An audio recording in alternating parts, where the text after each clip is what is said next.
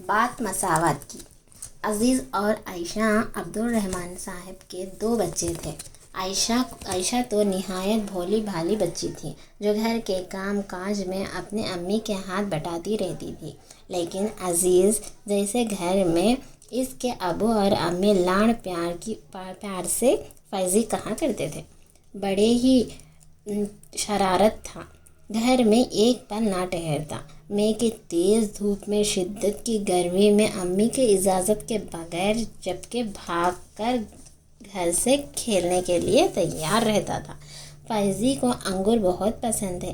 اس کے ابو انگور لائے تو انگور اس کے منہ میں پانی بھر آیا اور اس دن اس نے سارے انگور خود ہی اٹھا لیے۔ بیچاری عائشہ اس کے منہ تک نہ رہا۔ عائشہ نے امی سے جب اپنا دکھڑا سنائی تو امی نے فائزی کو بہت ڈانٹا اور اس کے ابو سے شکایت بھی کی تھی۔ جب بازار کا دن آیا، ابو نے فائزی کے لیے آم لانے کا وعدہ کیا تھا۔ اپنے معمول کے مطابق فائزی دروازے کے باہر ٹھہرا تھا، ابو کا انتظار کر رہا تھا۔ جیسے ہی ابو کی اسکوٹر آئی، عائشہ ابو آ گئے۔ تو ابو نے بیگ میری طرف بڑھانے کے بجائے خود ہی لے گئے۔ میں داخل ہو رہا تھا، تب فائزی کو خیال آیا کل امی نے اس کی شکایت جو کی تھی، شاید اس کا رد عمل ہے۔ وہ مایوس ہو کر ابو کے پیچھے پیچھے ہو گیا۔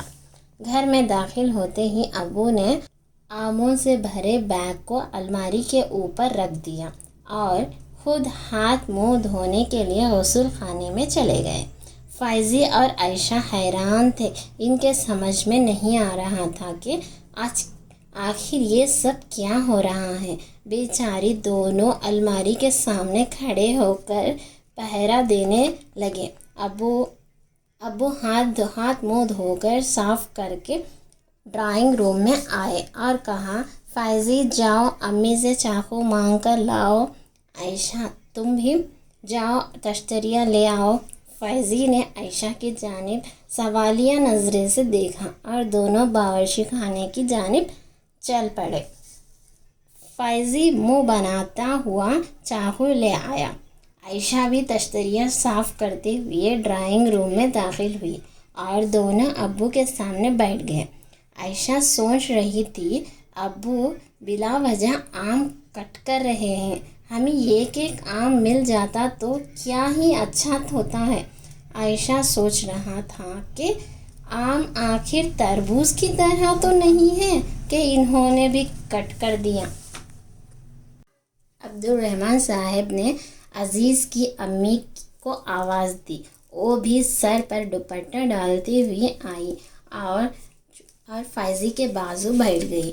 رحمان صاحب نے بیگ سے 2 آم نکالے اور دونوں کو ایک سی طور پر چاقو سے کٹ کر دیا اور یہ کہ ایک آم کا آدھا حصہ اور دوسرے آم کا آدھا حصہ عائشہ کی جانب بڑھا دیا۔ عائشہ نے مسکراتے ہوئے فائزی کی طرف دیکھی، ابو سے اپنا حصہ لے کر امی کے بازو جا کر بیٹھی۔ فائزی بھی عائشہ کو دیکھ کر مسکرا دیا اور امی کے کانوں میں سرکش کی۔ یہ دیکھ کر ابو نے فائزی کی امی سے پوچھا، فائزی نے آپ سے کیا کہہ رہا ہے؟ وہ کہہ رہا ہے ابو ہر چیز سب سے پہلے عائشہ کو کیوں دیتے ہیں؟ یہ سن کر ابو نے کہا، فائزی عائشہ لڑکی ہے اور تمہاری بڑی بہن ہے، وہ بھی تمہارے برابر ہے، یہ کہتے عبدالرحمن نے فائزی کی جانب آموں کے دونوں حصے بانٹا دیا۔ فائزی نے اپنا حصہ لے لیا، لیکن ایک بات اب بھی اسے بے چین کر رہی تھی۔ وہ تھوڑی دیر تک اپنے حصے کو دیکھتا رہا، آخر اس سے رہا نہ گیا تو اس نے اپنے ابو سے پوچھ ہی لیا، ابو آخر آپ نے ہمیں ایک آم ہی تو دیے تھے، پھر 2 آموں کو کاٹنے کی ضرورت کیا تھی؟ ہمیں سارا آم تو اس میں حرج ہی کیا تھی؟ रहमान साहब ने आयशा की जानिब देखा। आयशा यूं तो खामोशी बैठी थी, लेकिन इसके चेहरे से साफ जाहिर हो रहा था कि इसके जहन में भी यही सवाल गूंज रहा था। और अब्दुर्रहमान साहब ने चाकू आयशा की अम्मी की जानिब बढ़ाते हुए कहा, फ़ाइज़ी, तुम्हें तो याद ही होगा, कल ने सारे अंगूर खुद ही खा लिया था। क्या इस दिन में अंगूर सिर्फ तुम्हारे ही लिए लाया था? इन पर तुम्हारी बहन का हक भी था। तुमने इसके साथ नाइंसाफ़ी की। बेटा, दूसरा हक छीन कर खुद फ़ायदा उठाना और इंसाफ ना करना गुनाह आज़िम है। वालिदैन के लिए तमाम बच्चे बराबर होते हैं। सबके साथ इंसाफ होना चाहिए। फ़ाइज़ी का सर शर्मिंदगी से झुका हुआ था। बच्चों, अगर मैं एक आम तुम दोनों को देता तो इनमें से कोई एक आम फीका और बेमज़ा निकल आता तो यकीनन तुम दोनों में से किसी एक के साथ नाइंसाफ़ी होती।